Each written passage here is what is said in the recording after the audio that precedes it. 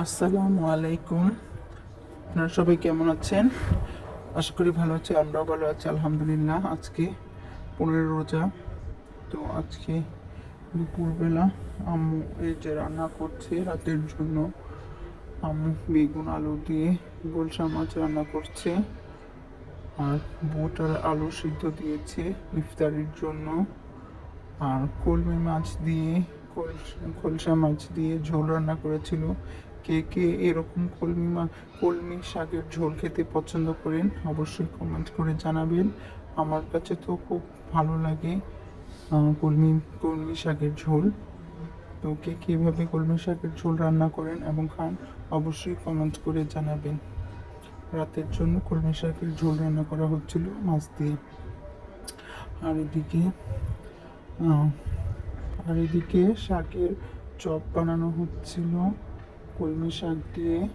যেহেতু আমরা শাক সবজি তেমন খেতে চাই না, এর জন্য আম্মু আজকে শাকের চপ বানাচ্ছে, ইফতারিতে খাবো। এই যে চপগুলো ভেজে নেওয়া হচ্ছে। চপটা খেতে অনেক মজা হয়েছিল। এই যে বেসন দিয়ে শাক দিয়ে চপটা বানানো হচ্ছে।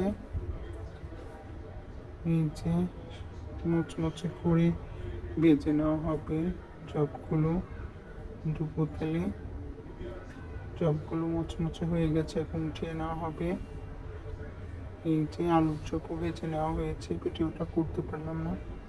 এই যে এখন বেগুনি বানানো হচ্ছে, ফুলকো ফুলকো বেগুনি। এই যে বেগুনি বানানো হচ্ছে। এদিকে আবার হঠাৎ করে স্প্যাগেটি খেতে চেয়েছিলাম, এর জন্য আমি স্প্যাগেটি সিদ্ধ করে যে স্প্যাগেটি রান্না করে দিচ্ছিল। যেহেতু সময় ছিল না, এর জন্য চিকেনটা দিয়ে রান্না করতে পারি না, কারণ আগে থাকতে তো চিকেন ফ্রিজ থেকে বের করে প্রসেসিং করতে হয়। এই যে একটি স্পেশাল সস বানিয়েছিল আম্মু, সেই সস দিয়ে স্প্যাগেটিটা রান্না করেছিল। স্প্যাগেটিটা অনেক মজা হয়েছিল। এই যে স্প্যাগেটি রান্না হয়ে গেছে।